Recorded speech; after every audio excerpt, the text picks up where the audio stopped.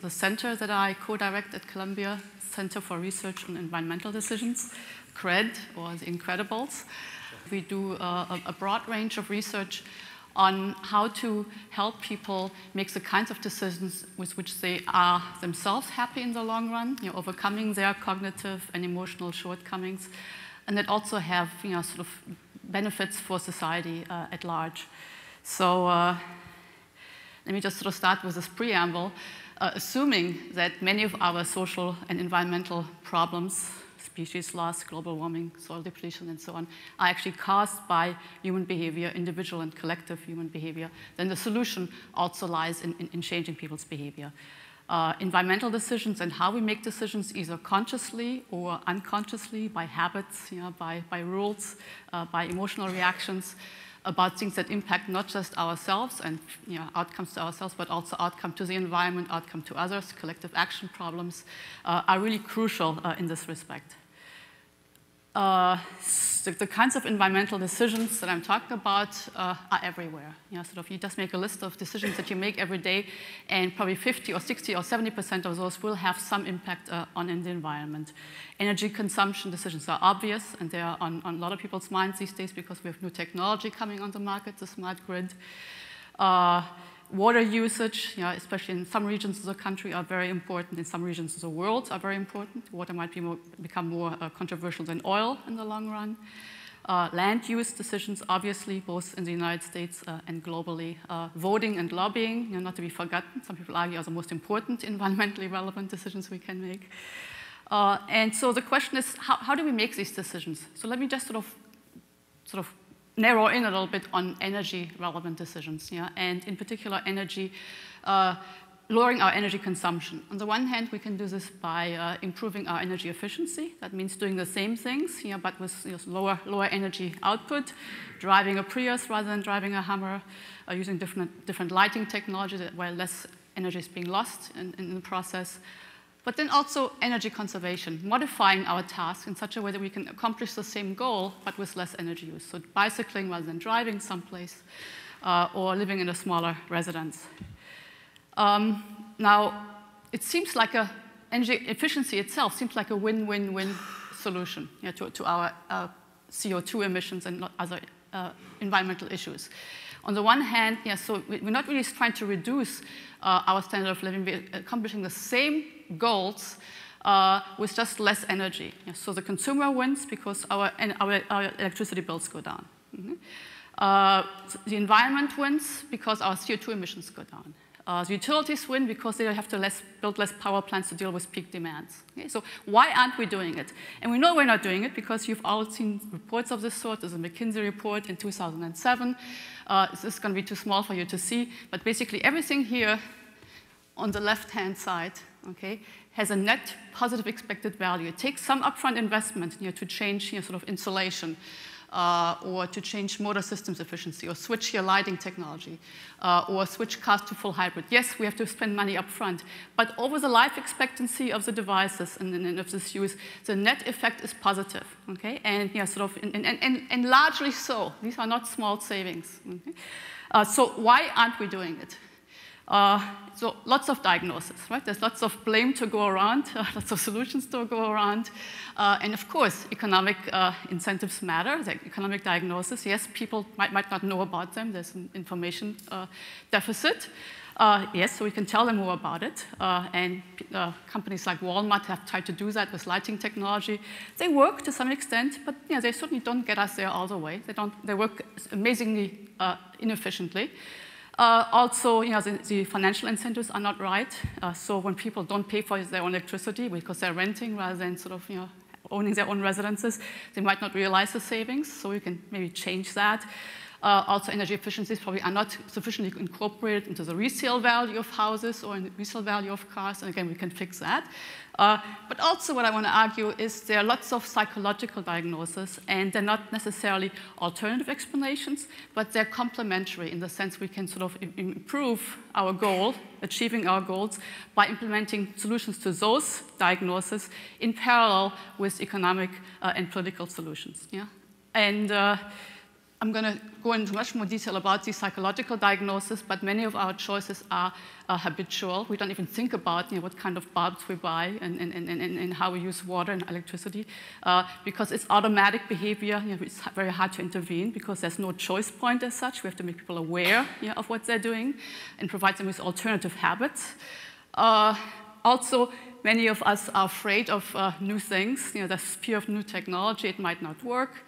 We're all nudges. We want to sort of have what we know, status quo biases, and also large problems with mental accounting. So these upfront costs loom very large. This new refrigerator that's going to be more energy efficient actually costs $75 more.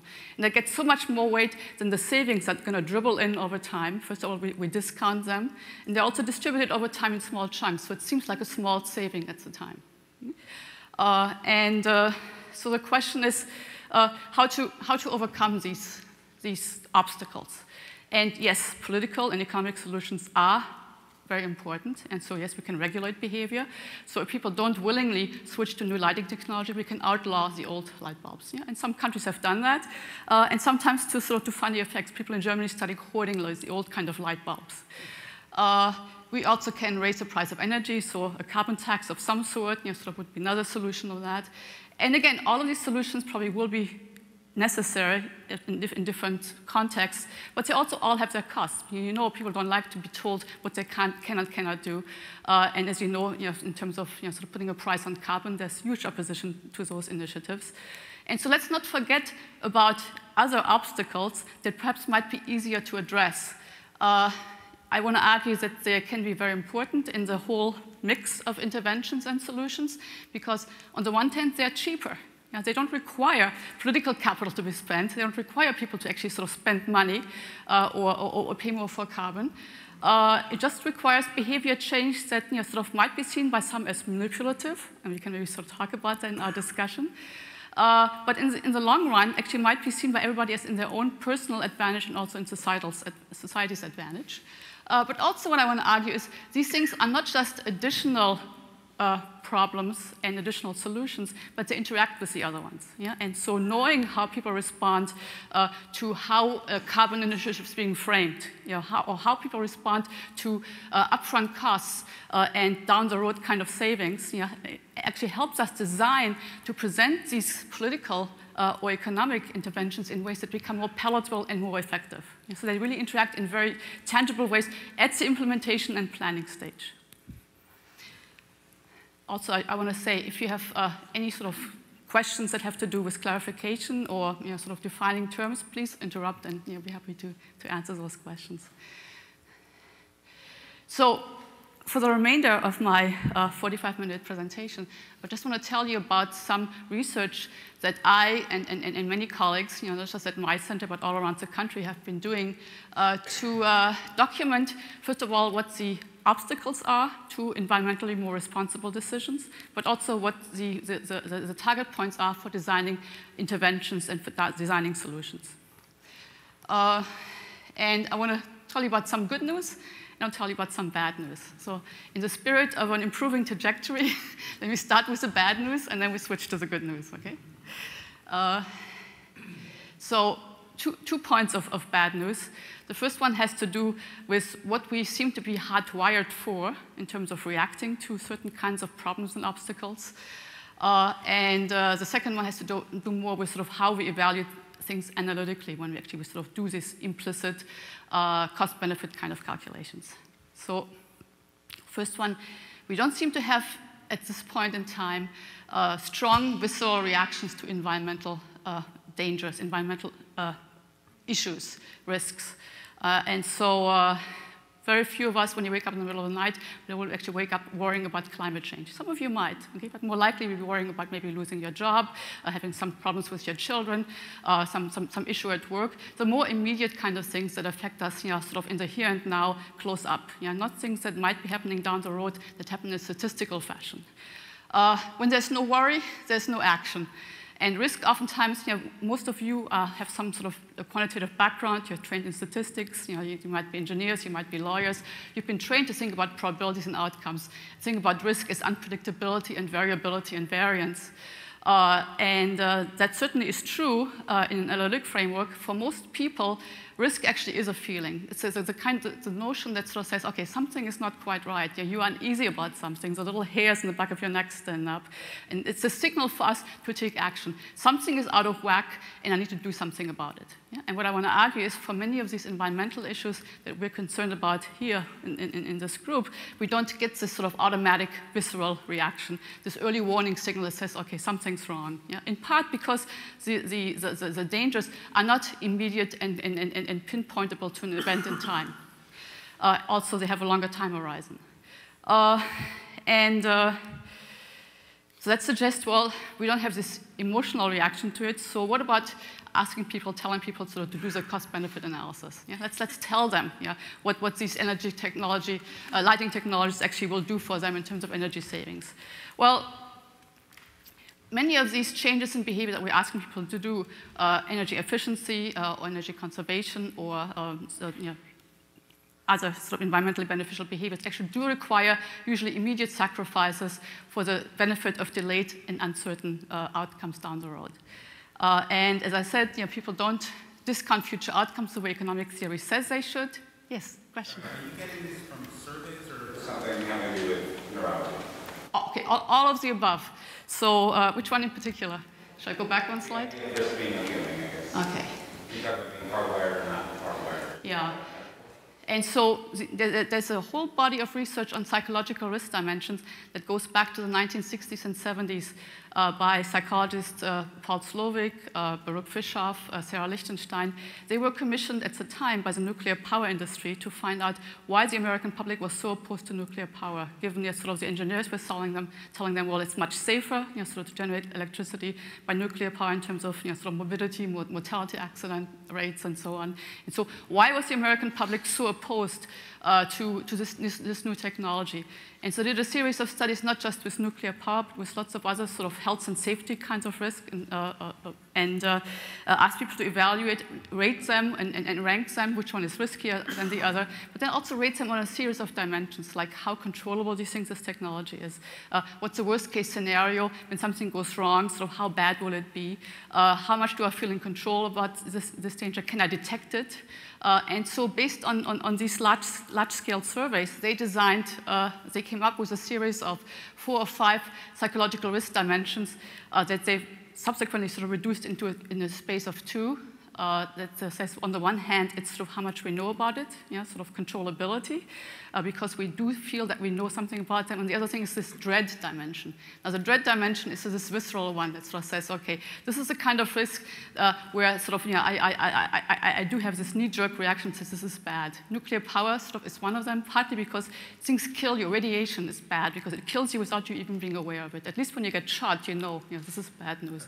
But you walk to this nuclear power station, and you have no idea that you're going to be dead in 3 months' time. Yeah? So it's these sort of visceral events that then signal what we will sort of object to at a social level in terms of like a high-risk kind of technology that we're going to vote against. Subsequently, then people have also looked at this in a neuroscience context to see, okay, what centers of the brain actually are involved when you make decisions about this kind of risky decision about something else. Yeah? And so when you make a risky financial investment and you get feedback on that, being good or bad, or about things that have to do with climate change. And again, you find that different brain centers are involved in these decisions. Yeah? So the psychological risk dimensions actually do map also on how the brain processes these kinds of information, either in a more visceral, affect-based way, and this is this one center called the amygdala that tells us when we ought to be afraid of things. Yeah? And there are other sort of more analytic ways of processing information that involve the prefrontal areas. Yeah? And so it's all of the above, but that's a good question, so thank you. Any other sort of clarification question? Also, I should say at the end of my talk, I have a series of references that sort of talk about the specific studies, but also give a little bit more background, and so you have those as resources as well. And also we have my center's put out this climate change communications guide that's designed to be accessible to a more general audience. And again, so many of the phenomena I talk about are in there, again, together with references to background papers and information. And I have a reference to that at the end of my presentation as well. Okay, so then also turning to the analytic evaluations and what we know about how people make these kinds of implicit cost-benefit calculations, not what the engineers do, but what we do sort of automatically in the back of our mind.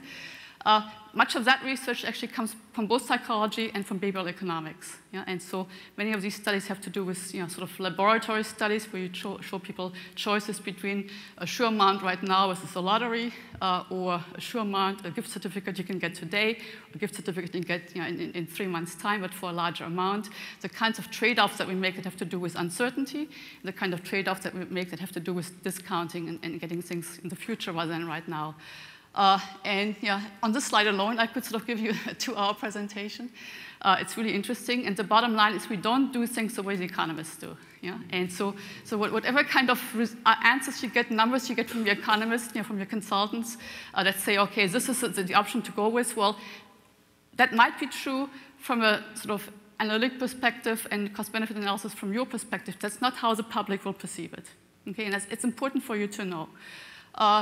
And I think so the most important things have to do with time discounting. Yeah, we are very much present-oriented. We have this huge present bias.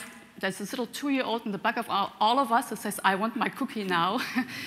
And I don't care if you're going to give me 2 or 3 or 4 or 5 cookies in 5 minutes. I want that one cookie now, and I'm going to get it. And that doesn't mean it can't be overcome, but it's going to be a struggle for all of us. We actually have to expend psychic capital to do that. It's effortful for us to do that. And the other phenomenon has to do with risk-taking. And so, yes, the conventional wisdom is we tend to be risk-averse. And that's true when sort of the risky options are in the domain of gains, because getting something for sure means that you're risk-averse. You're settling for a small amount for sure that you can get from the lottery on an expected value basis. And since we do want things, certainly it's a good thing, attractive, when the outcome is a positive outcome. Okay? But as soon as people think about losses, and now you can sort of either give me $1,000 right now, Jonathan, okay, right now, or you can take a 50-50 lottery, either nothing. If it's heads, you pay me nothing. If it's tails, you pay me $2,000. Okay? Actuarially fair, but Jonathan will probably now take the... You will pay me $1,000 right now? Okay. Yeah. You don't want to flip? Most people want to flip. Okay. Now, why do they want to flip sort of for the losses? Well, there's a 50-50 chance he doesn't have to pay me anything. Yeah? And so now certainty in the domain of losses is being seen as a negative, because who wants to get something bad for sure? You're willing to take your chances. And oftentimes also willfully, or not willfully, but motivation-oriented, distorts the probabilities. Yeah? As long as there's some probability of not having to pay something, we're willing to do it. You know what, I'm sorry, I heard it backwards. I thought you said, would you rather have it that way? Ah, okay. All right. And again, there's a huge body of literature. Prospect theory is the theory that basically sort of puts a Band-Aid on expected utility theory, which is a theory that your economists and your consultants are using. And it puts a Band-Aid in the sense that it says, okay, people don't see everything in terms of sort of final costs and benefits, final wealth, but we actually have reference points. And when something is a relative loss, is a loss relative to the reference point, we act differently. We oftentimes are risk-seeking, then we see outcomes as a gain relative to the same reference point or a lower reference point. This theory actually won the Nobel Prize in Economics in 2002, has been hugely influential. And again, it's a recipe for interventions, because what that means is if you can reframe how people see two options, a safer one and a riskier one, either as a gain by making the reference point low, so everything else is above it, okay, or making the reference point high, so everything is below it, is being seen as a loss, people, all other things being equal, will choose different options. Yeah, so if you want them to take the riskier one, you want to frame it as a gain, right? If you want as a loss. If you want them to take the risky option, okay, frame it as a loss, because the risky option will be more attractive in the domain of losses. People are risk-seeking rather than being risk-averse. Can you give us a specific example in terms of a climate change issue or phrasing? So let me give you a legal context. Yeah, so plea bargaining. In a plea bargain, the defendant has to decide, okay, do I want to sort of take this sure sentence right now? You're going to get 3 years for sure, or do I want to go to court? Okay? If you go to court, then there's some probability you might get away with nothing, but you also might get 10 years. Okay? Now, if you're the lawyer and you want the person who takes a plea bargain agreement, that's a sure thing. Okay? You want them to see it in the domain of gains, because in the domain of gains, we are risk-averse. Okay? And so therefore, we were likely to settle for the sure thing. So you want to sort of not tell them, okay, there's a possibility of sort of only losing 3 years as opposed to sort of losing 10 years, because that's in the domain of losses. But you want to say, just think what you can gain. If you take this thing, sort of, there might be 7 years that you won't be in jail. Okay? So basically show them the flip side of the coin, emphasize the good side and the upside and the benefits of the sure option and of the risky option, rather than the downside. In the domain of like climate change, or let's say energy efficiency, don't talk about the fact that these, that the $5 light bulbs right now are a cost, and that they're so much more expensive than the other one. But think about it as an investment. Just changing the label. The label oftentimes sort of does this reframing for us. It's an investment that will be recouped over time. And so attribute labeling or changing the reference points sort of are tools to do that. Okay? We can come back to that in our discussion. Just so I understand, people would rather prevent losses or have gains? Well, so that's another point. So what I was talking about in the domain of gains, people are risk averse, and so therefore they pick the surer option. In the domain of losses, they're risk seeking because the risky option gives them a chance of breaking even, of not having to incur the cost, so therefore they become risk seeking. Now, we haven't really said anything about gains and losses. Certainly all of us rather want gains rather than losses. That's a sure thing. Another phenomenon we haven't talked about here so much is also the phenomenon of loss aversion. Okay, so to some extent, you have to be a little careful when you reframe things as gains versus losses, because a loss of a certain magnitude hurts more than a gain of the same magnitude feels good. This is also incorporated in prospect theory. It's called loss aversion. Okay? And so if I say, okay, do you want to flip? Okay, 50-50 chance. Either you win 1,000 or you gain 1,000. Most people don't find that very attractive. I can actually change that. Say either you lose 1,000 or you win 1,100, 1,200. Most of us still are not willing to do that. You might only start finding it attractive when I say, okay, lose 1,000 or win 2,000. Then say, okay, now we're talking. Okay, keep going. So what that means is that the loss of 1,000 is being outweighed by the gain of 2,000. Sort of oftentimes it's a factor of 2. It varies between individuals, but we don't like to incur losses, which is another argument, another reason for why we find these investments in energy efficiency so aversive. It's not just the risk attitude, but it's also the fact that the losses loom large, because upfront cost is, when it's seen as a loss, really gets a lot of weight, a lot of impact. So does that? Yeah, I have a question. I'm thinking about it in terms of the current debate over income tax, raising taxes. And it seems as though one of the directions things are going in now is because people see raising taxes, even if it won't affect them, and will mostly affect a handful of rich people, they see it as a loss. But as the dialogue turns more toward closing loopholes, which seems to be where it's going, and it's framed more in terms of fairness, and people see that even though they won't gain from it, they maybe see that they will. Is that an example too? Is that another example? Yeah, it's a very good other example. Loss aversion explains in many ways many of our status quo biases. Sort of when I say status quo biases, whatever we have, we sort of think it's actually not so bad. And by and large, it's often not a bad assumption. The status quo is either there has been there for a while. We've been doing it for a while. We probably had some good reasons, either individually or socially, to sort of decide on that option in the first place. It's still there. We have been doing it for a while because it hasn't been harmful enough. If it's harmful, we change it. Okay? And so the status quo bias has rational elements. But oftentimes we persist in a status quo beyond the point where it's rational, and that has to do with sort of us not wanting to give up things. We oftentimes, when somebody says, okay, let's change smoking in bars. Mayor Bloomberg did this in 2003 against huge opposition. Actually, he imposed a smoking ban, not just in restaurants, but also in bars. The entertainment industry was against it. People were against it. Even non-smokers thought, you don't tell us what to do. How long did it take before the press became positive? 14 months. Okay, so he changed it against public opinion, against huge public outcry. He said, I don't have to care about this. I'm rich. Okay, And 14 months later, and I have to say, it was a change that was in people's long-term interest. As soon as they started experiencing the benefits, first of all, people still went to bars. The industry did not crumble.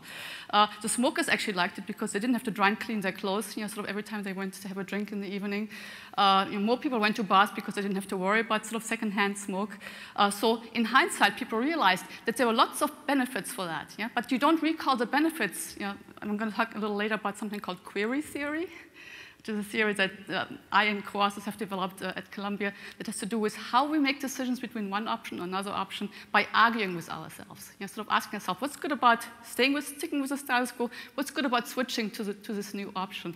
And turns out it's very important which option we consider first, the benefits of which. And with status quo situations, whether it's our current tax law or whether it's the ability to be able to smoke in bars, we always think about the status quo first.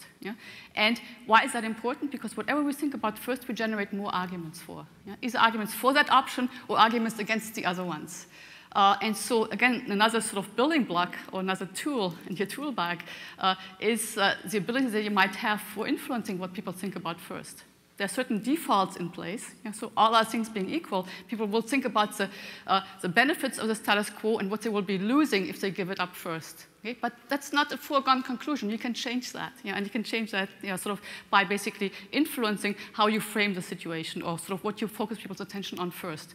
If information comes on the web, this is a huge new advantage that you have because you can actually sort of sequence things in the way you want. Sort of it's not all available all at the same time, but you can sort of prevent impacts and cost and benefits of different options in a sequenced way. And so again, whatever you present first and how you present it plays a large role, which is sort of to the point of how you implement things is really important. And you have options. Just whatever you think about first may not be the best one. Okay. So let's switch to the good news. And sort of, we've already anticipated some of these about how we can use what we know about human psychology as design tools to help them overcome some of their cognitive and some of their emotional shortcomings.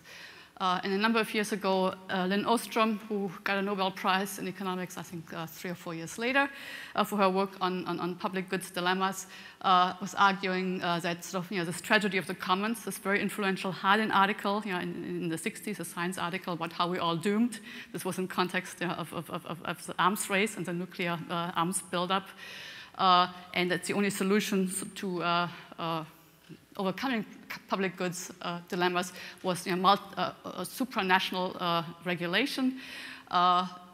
The tragedy of the commons, because otherwise everybody will defect. It's in our own collective interest not to recycle, not to pay taxes, because all the other suckers will. But because all the other suckers realize they also don't want to be suckers, so nobody does. What she and co-authors argued is that maybe this can be downgraded to just a drama. It's not a foregone conclusion that we're all doomed. Now, we might be doomed, but it's not a foregone conclusion. And from my perspective, there are 3 sources that we, as a human species, bring to the table that actually have not to do with deficits and with deficiencies, but also with abundances. And they have to do with the many goals that we have.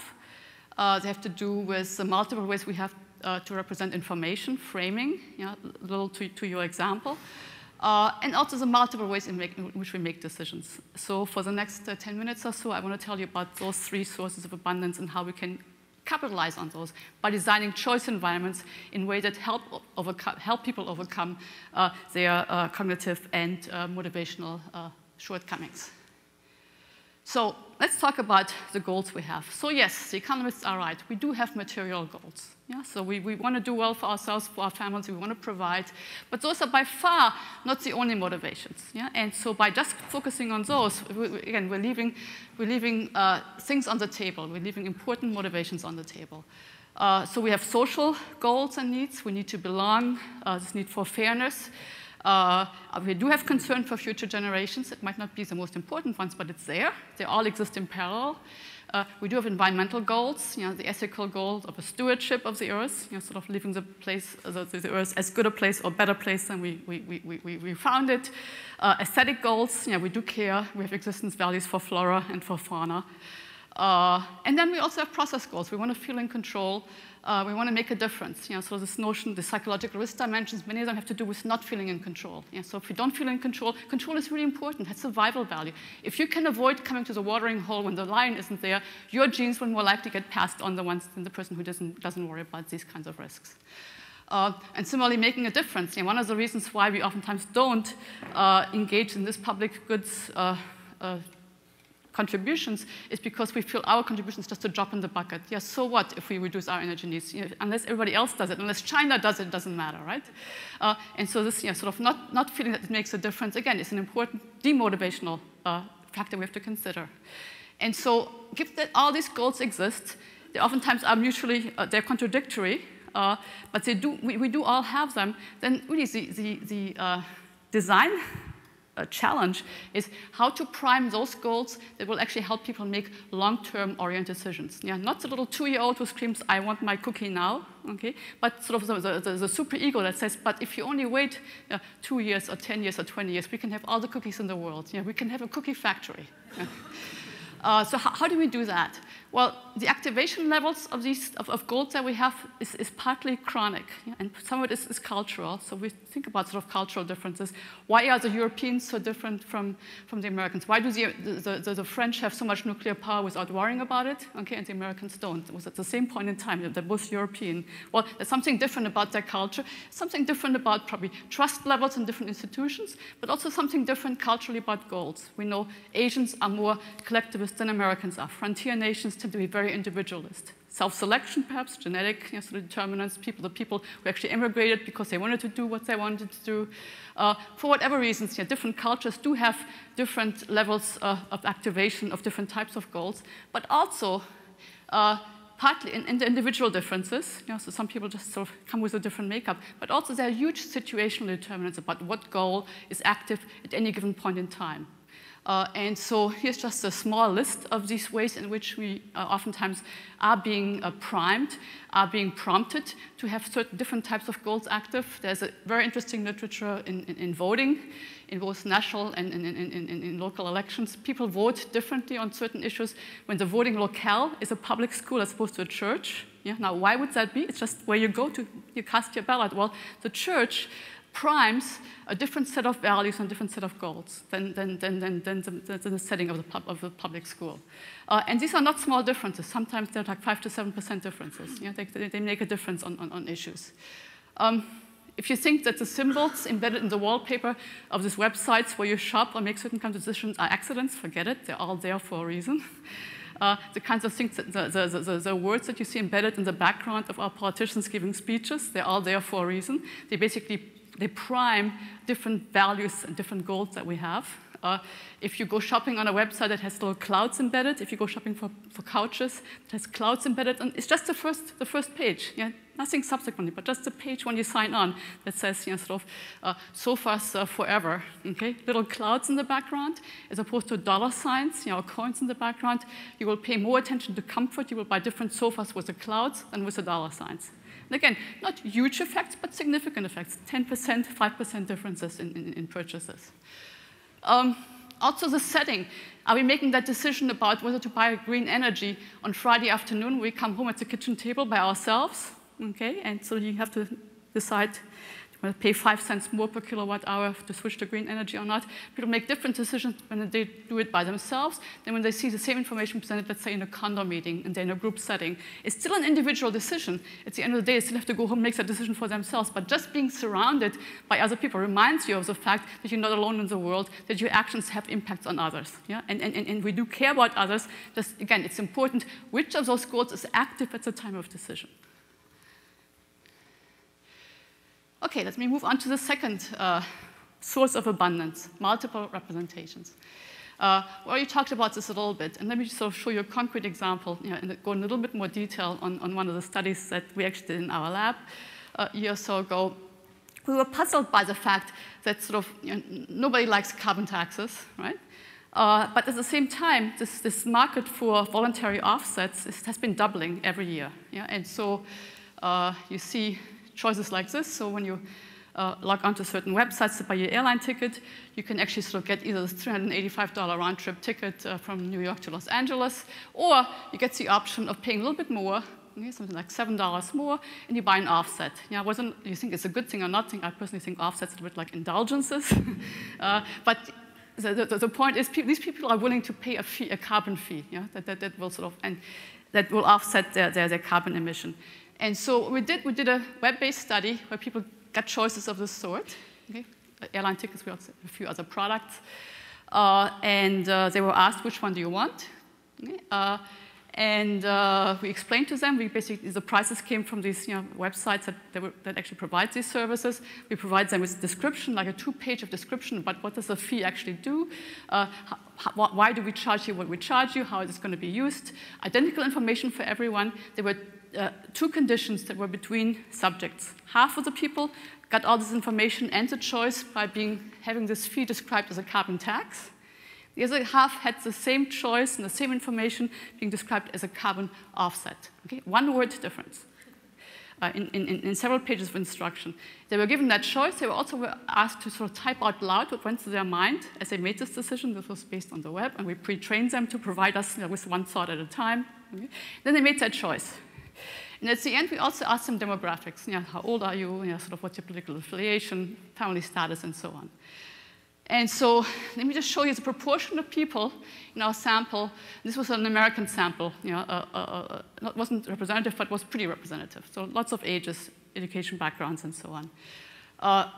For the choice where the fee was being phrased as a carbon offset, as you can see, 60-some%, 62, 63% of all respondents says, yes, we're going to buy the more inclusive, the more expensive option.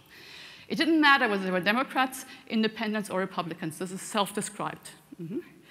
What do you think happens when we switch this label to a tax? Well, it doesn't matter for the Democrats, it makes identical choices, but for the Republicans, it goes down to 27%. Yeah? And the Independents are somewhere in the middle. Okay, now, we did this study in part to test our notion of query theory, that there's an advantage to what you consider first, what option you consider first. In this case, the 2 options are the more inclusive, expensive ticket that includes the fee, or the ticket without the fee. And what we were trying to address was in addition to defaults, we had established that whatever the default gets considered first. We also thought there might be these emotional reasons for why you consider one option first. So if you really like something, you're going to sort of, your attention will be drawn to it, and you're going to think what's good about the more inclusive option. But when you have this knee-jerk reaction triggered by a word tax, especially carbon tax, okay, what that would mean is you immediately will think about what's good about the other option or what's bad about the option with the fee. And so we wanted to test whether or not people actually showed this sequence effect in their thoughts. And so therefore, we had asked them to type out loud what goes through your mind. Remember, there's sort of no instruction about what to consider. Just type free thinking, sort of verbal protocol, what goes through your mind. And so people listed between 2 and 7 thoughts. There was no difference in the number of thoughts between sort of what political party they seemed to be affiliated with, or whether the label was tax or offset. Here's one example of a thought listing from one person: good for the environment, carbon offset, not much more than regular ticket. What does the extra money do to offset the carbon? Then this person made that choice. Here's another one: why would I ever pay extra for this? I don't care about a carbon tax. Now you know what condition they were in. It's the same thing, get rid of the tax. Government needs to stop taxing us randomly. I'll be old and dead by the time this world has an energy crisis. But this means a huge one where we're all effed. This is a ridiculous thought to have.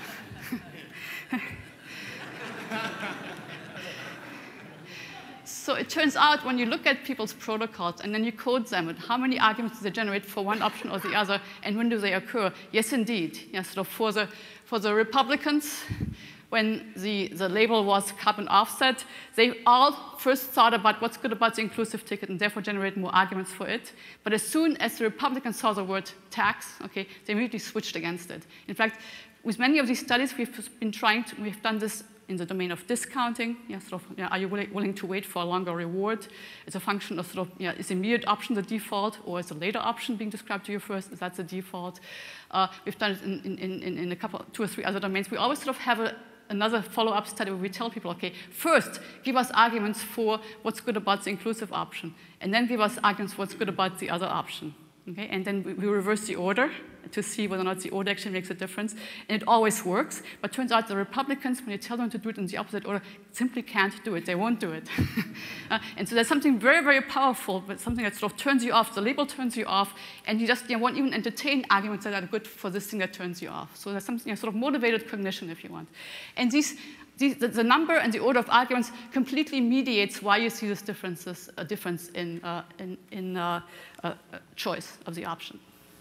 Doctor, in this query theory, you said you've gotten demographic data, and you've also gotten geographic data. So my question is, are there differences in America, different parts of the United States, based on their choices? So do people in the Midwest or the Heartland react differently than those in the East Coast or West Coast? Yeah, and in this study, our sample wasn't big enough. I think we had something like 500 or 600 people.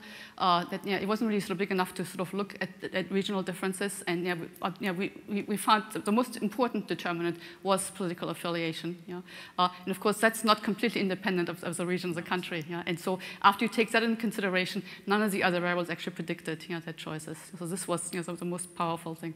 There was, we also looked at age and income, and again, there were small effects, but it was really dwarfed by these. But the important thing is this effect, and then also other effects, we argue, are being mediated by sort of the order in which you consider options. And whatever you consider first sort of generates most options. That's not, of course, that's not the only thing. The order is not the only thing. Clearly, sort of the word tax also elicited this strong negative sort of outburst, as you saw. In this one here, this outburst of sort of very sort of emotionally charged arguments. So, but query theory actually just says all you have to look at is sort of what people consider first, and then the number and the order actually already determines choices. All the other thing is icing on the cake. That will be sort of makes the effect even stronger. Okay? That's not to say that these emotional manipulations don't also have other effects, but they work at a very basic level first. So they either turn you off and you turn away from that option, or they turn you on and you sort of go towards the option. And that sort of sets other processes into place that will oftentimes, to a large extent, determine your choices. Like 27% versus 61%. So now you know how to turn Republicans into Democrats.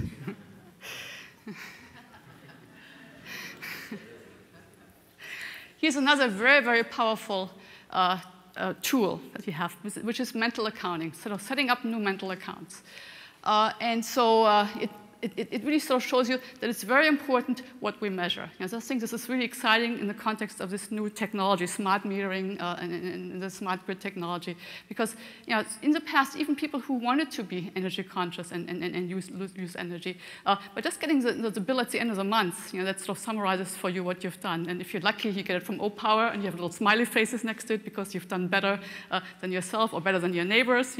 That's great, but it's not very timely feedback. You don't really know when during the month you should be turning off different kinds of devices, and what the charges are. And so being able to actually provide people with timely feedback, we love to improve. This one of the goals that we have is sort of to do better than we did in the past.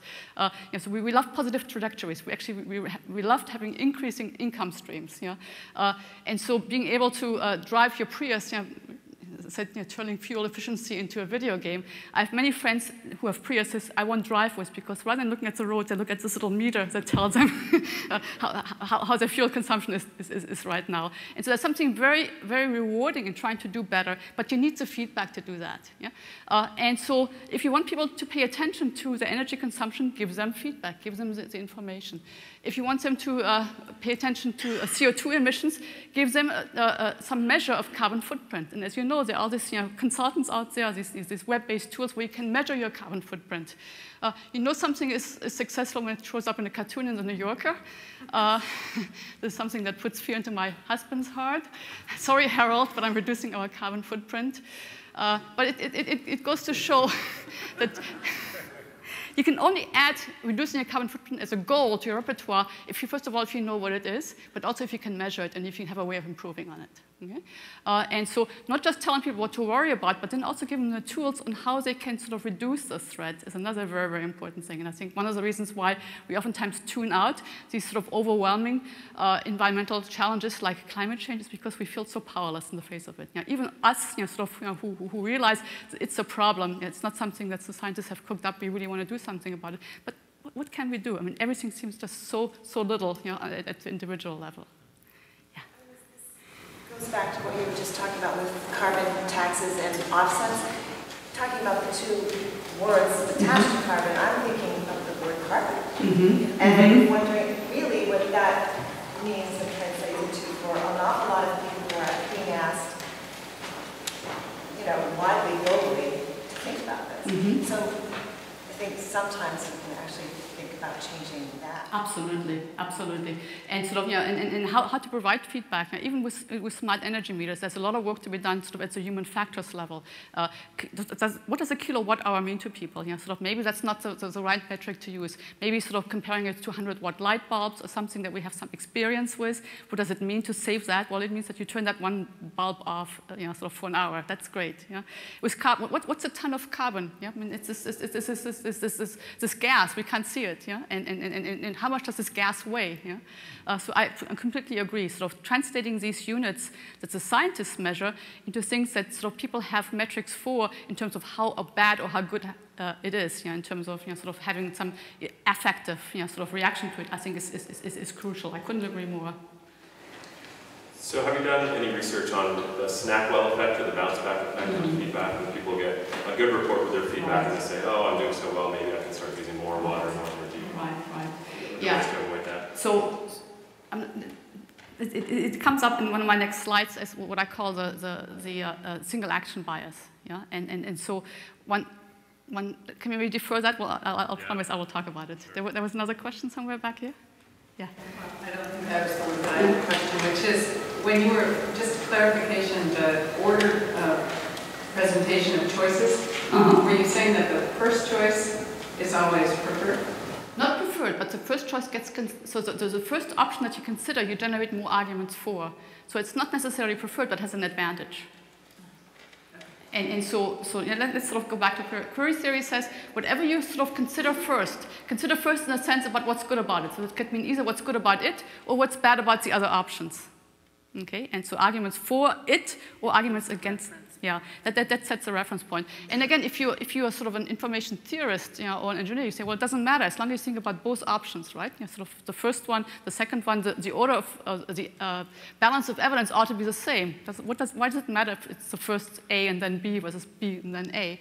Well, it matters because, again, the way our brain works. As you think about what's good about A, like there will be a few arguments for B that come up, and you say, oh, not quite yet. Okay, I'm thinking about what's good about A. And again, not in any conscious way. This all happens at a very automatic retrieval level. We consult our past experience, what's good about A, what's good about B. But as you think about A, the B are response competitors. Yeah, so you say, okay, down with you. You reduce their activation threshold.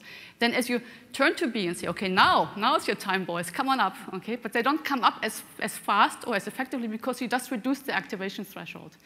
And so there's sort of very simple sort of brain retrieval mechanism for why the first one has an advantage. Yeah. Follow up that. What if the word is tax? And we don't have, most Republicans don't have an automatic positive response to it. They have an automatic negative. Right, which means that then you automatically now go to the other option. So the word that has tax, you say, oh my God, it's like seeing a snake, you turn away, okay?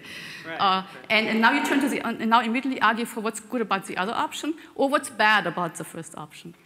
Okay, so I thought you said that the first one triggers a positive reaction, but doesn't it depend on what it is? So what I'm saying, the first one that you consider generates more evidence. Okay. Then the $1 million question becomes, okay, what determines what you consider first, right? That's the $1 million question. How can you what do we know about what people consider first? And so far we have had two indices. One of them is a default. Whatever we currently are doing, that tends to get considered first. So if we're currently smoking in bars, we think about, well, why is smoking in bars good, and why don't we want to give that up? When you change the default, it's not immediate, but after like 10 or 12 months of actually having feedback on the new not being able to smoke in bars. Now you have an evidence base, and now people actually will consider first what's good about not smoking. It has become the new default, and if you look at media reports, sort of that they track that. Now the arguments will be more and earlier about what's good about not smoking. So default is one thing. The other thing is affect, and affect oftentimes triggered by labels. So if something has a positive label, like a carbon offset, people will think more likely think about that option first and consider it in more favorable terms than if it has a negative label. Then they will switch to the other one and think first what's good about not paying that fee. Okay? And there might be some other reasons as well. I'm wondering about some recent research that I heard that Republicans, that conservatives tend to have larger amygdalas, and then, which, I don't know if this is good research or not, but it made me think about the negative, that sometimes people really enjoy going against something they feel negative about. There's pleasure in hating taxes. Like that's something that I'm identified with in a positive way if I'm a Republican, right? And so it's not necessarily a negative thing. So if there's something like racism that I feel pleasure in being opposed to, it's almost like it's not really a negative response, it's a positive response. Does that make any sense? It makes a lot of total sense. And so basically, it's not just the negative label of the word tax that turns us towards the other one, but also there might be lots of other reasons why that other option, if we are Republicans, attracts us. Has to do, but you might only realize that after you had this negative reaction to tax, because that reminds you of the fact that you hate taxes, which reminds you of the fact that you have other values that you cherish, which reminds you of lots of other things that triggers other goals. And so certainly all I said sort of so far about query theory and what gets considered first is all other things being equal. That's not to say that none of these other factors also play a role. And certainly we'll talk about this a little bit in terms of how we make decisions. Making decisions based on your social identity, sort of this is what, which is I think one of the problems that we have with climate change. It's no longer a scientific issue. It has become now ideological. And it's like abortion. And so sort of you show who you are by how you decide. And again, then it has nothing to do with sort of doing cost-benefit analysis. It's a rule-based kind of response. You know what to do when you see the word. And all of these things sort of work are all there and all important. I was just sort of highlighting one phenomenon. Oh yeah. Looping back to your mention of metrics and kilowatt hours and the way that we translate from sort of a scientific and analytical perspective, how we communicate that. One of the things that we've been doing in our program for energy efficiency is to try to translate the cumulative impact of air that leaks out of the house into something that's real. So we say, well, it's the equivalent of having a hole in your wall the size of a basketball. That's beautiful. And that is something that people have a better identification with and saying, well, it leaks through the sill plate and the ridge. Yeah, no, I think that's a beautiful example. I mean, also, I think one of the reasons why sort of we have been relatively effective in combating the ozone hole over the Antarctic because of this notion of an ozone hole. We all know that having a hole in your ceiling is not good, right? Either sort of bad things go out or bad things come in or good things escape. And so again, the challenge is to design metaphors, and I think sort of trying to link carbon emissions to pollution was sort of one step in that direction. I don't think it has been quite as effective as others. The example of the survey, if the additional information is given, like if you buy this ticket or you have an additional information saying 70% of people buy this ticket, would that help? Absolutely. And again, so what I'm presenting you is just like one intervention.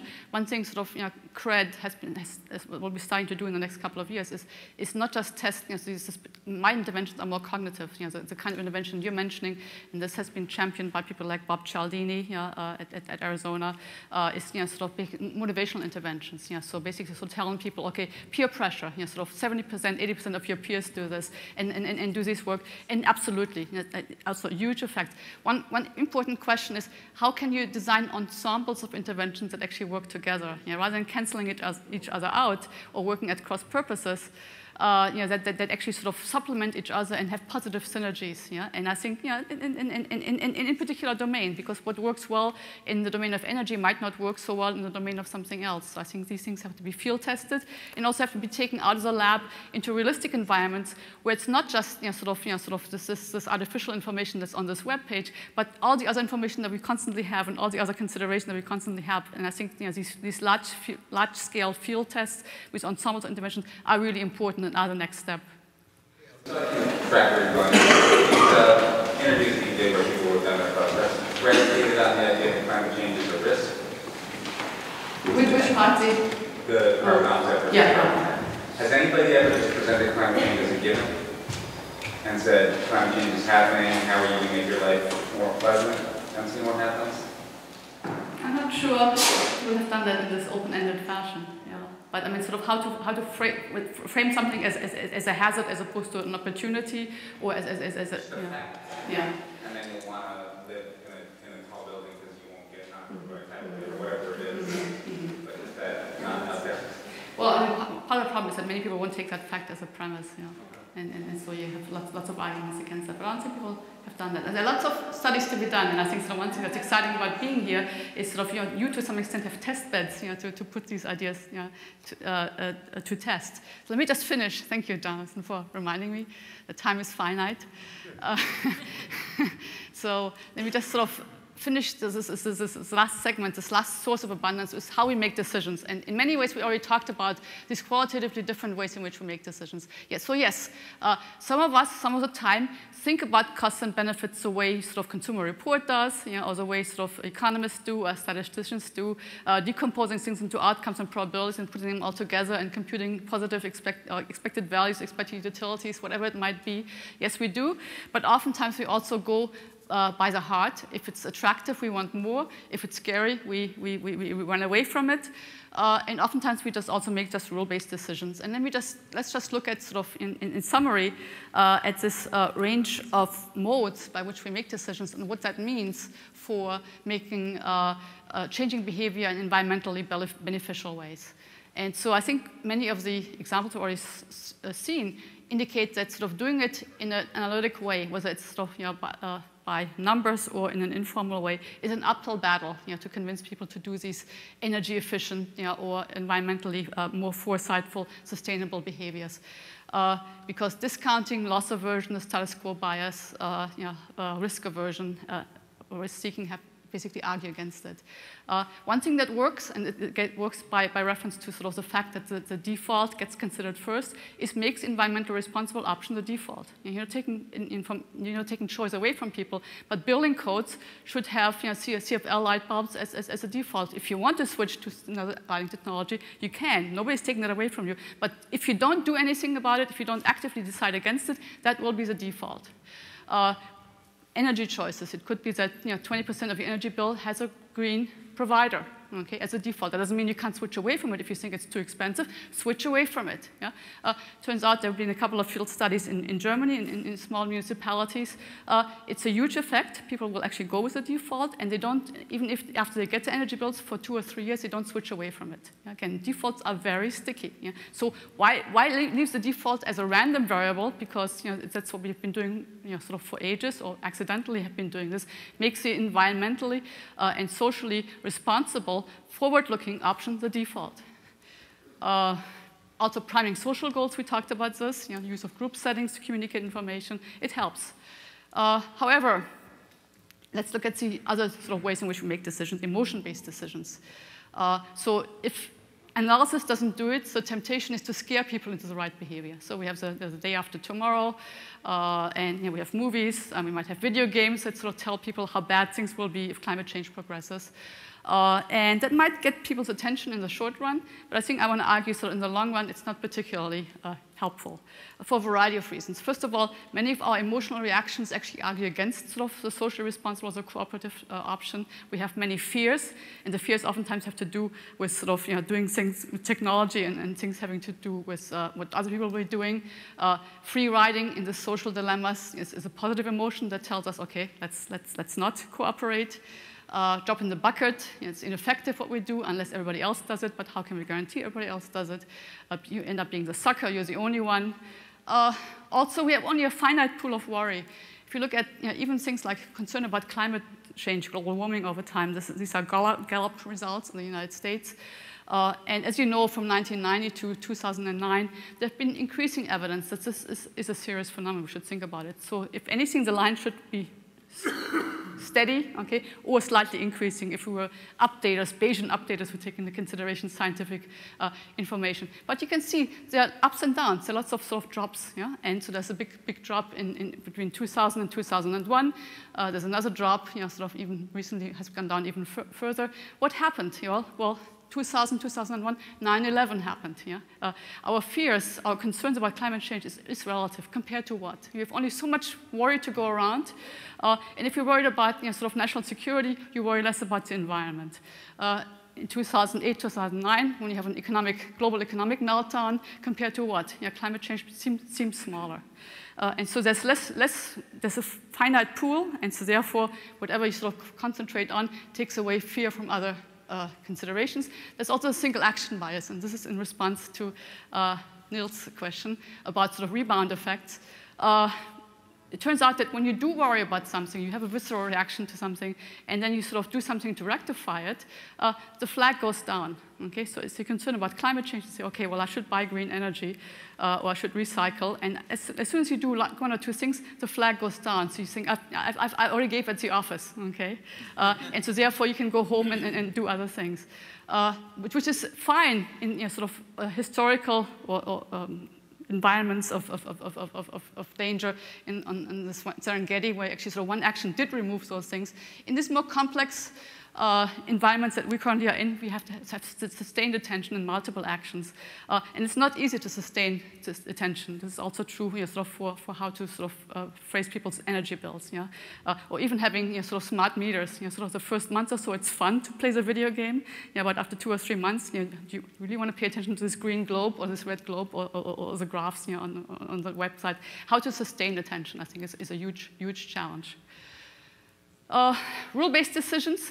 This gets back to inertia and habits that we have. Well, how do we change bad habits, energy habits, or habits of a certain sort? We have to create new ones. How do we do that?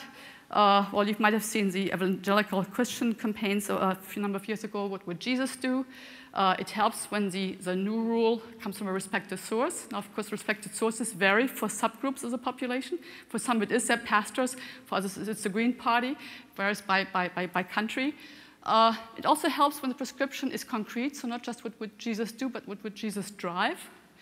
And then also we want to capitalize on social observation and imitation. We are, in many ways, monkey see, monkey do kind of species. Yeah? And so we do follow, especially people that we admire.